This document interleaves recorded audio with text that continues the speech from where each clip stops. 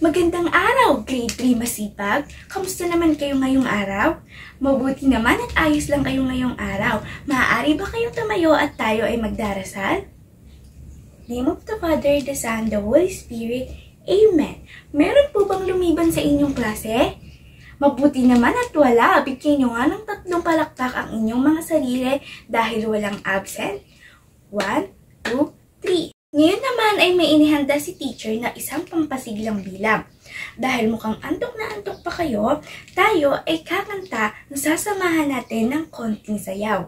Itong kanta na to ay pinamagatang The Maps and Landform Song. Ready na ba kayo? Okay.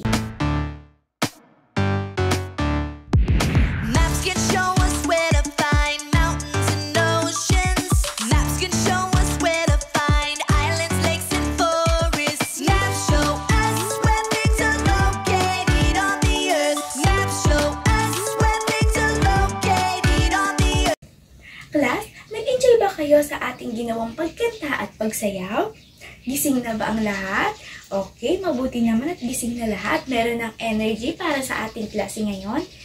Very good! Ngayon class, dahil meron na kayong energy lahat, maglalaro naman tayo. Gusto niyo bang maglaro? Okay, ito namang laro natin ay related para sa ating topic ngayong araw. So, itong laro na to ay pinamagatang Landform Charades. So class, ito po ang mechanics ng ating game. Hahatiin po ni teacher ang klase sa 2 grupo. Ito ang group 1 at ito ang group 2. Magpapakita si teacher ng 3 picture ng landform sa group 1. At ang gagawin ng group 1 is itatry nila na i-acting ito kung anong klaseng landform yung pinakita ko sa kanila.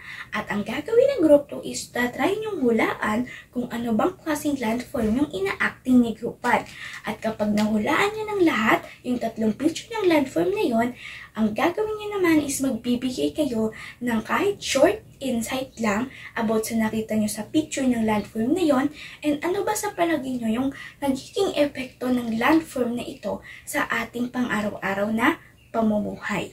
Naiintindihan po? Okay, simulan na natin. Group 1, ito ang unang larawan. At ito naman ang pangalawang larawan. At ito naman ang pangatlo. Napakagaling naman ng aking mga grade 3 student dahil nahulaan nyo ang 3 landform na pinahula ni teacher. Bigyan nyo nga ng 3 palakpak ang inyong mga sarili.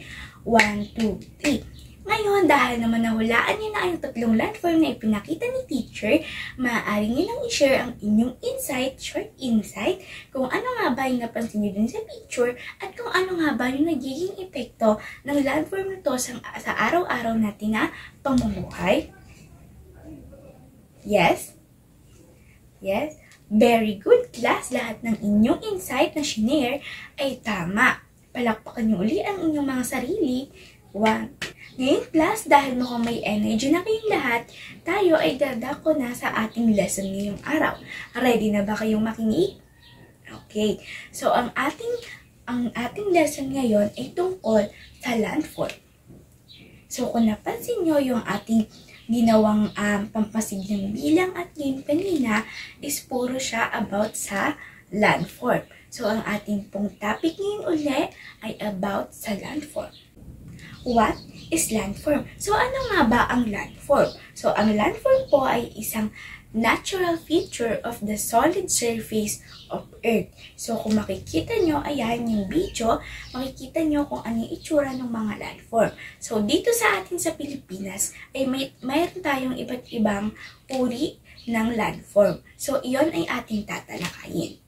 Kaya makinig po kayo ng mabuti. Narito po ang iba't ibang uri ng landform na meron sa ating bansa, sa Pilipinas. So class, ang una po na landform na meron sa Pilipinas ay island. So ano nga ba class ang island? Ang island is a land surrounded by water.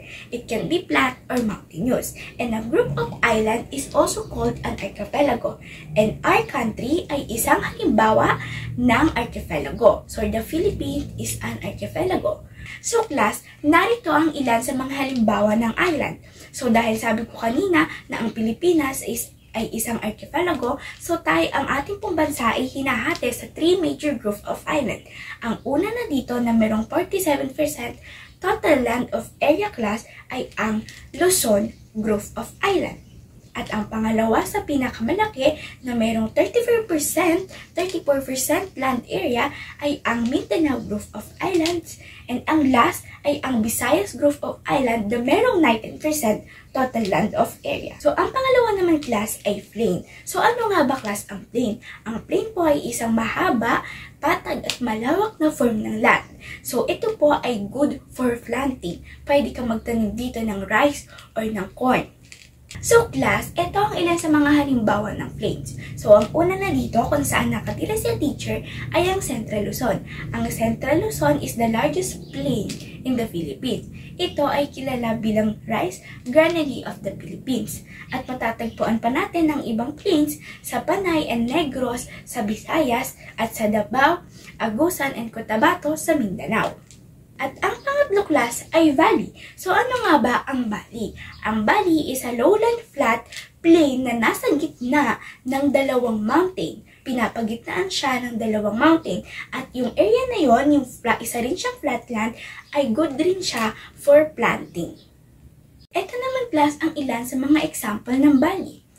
Ang una na dyan, ang pinakamalaking valley dito sa ating bansa ay ang Cagayan Valley. At ang iba pang valley ay ang Trinidad Valley, Cotabato Valley at marami pang iba.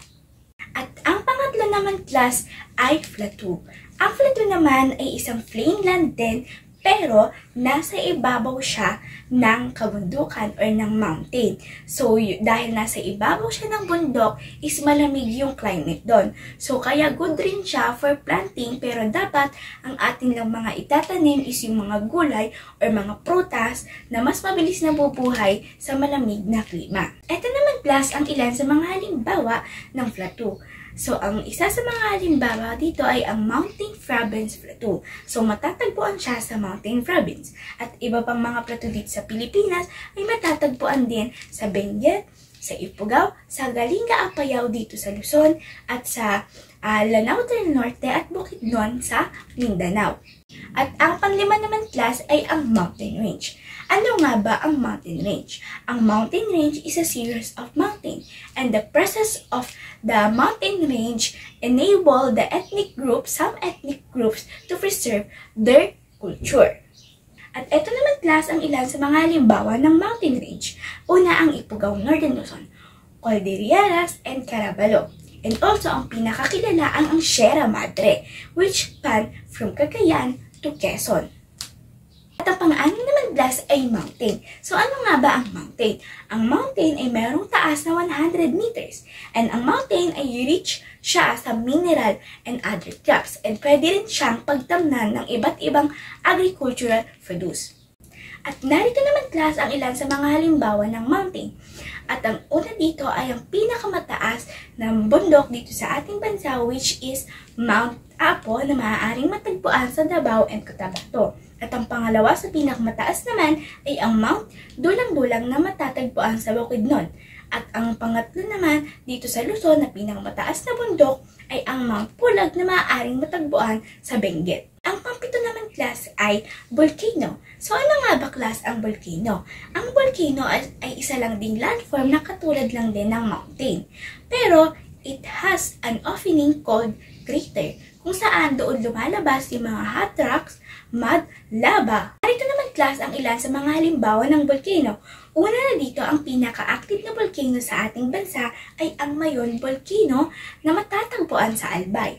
At ang pangalawa naman na kinukonsider na smallest volcano in the world is the Taal Volcano na matatagpuan sa Batangas. Ang pangwala naman class ay hill. So ano nga ba class ang hill?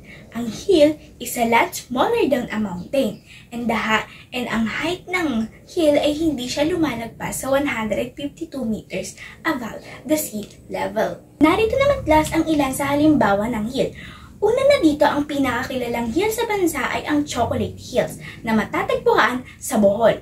At also meron din sa Tagbilaran City na kilala bilang Ellie Hill.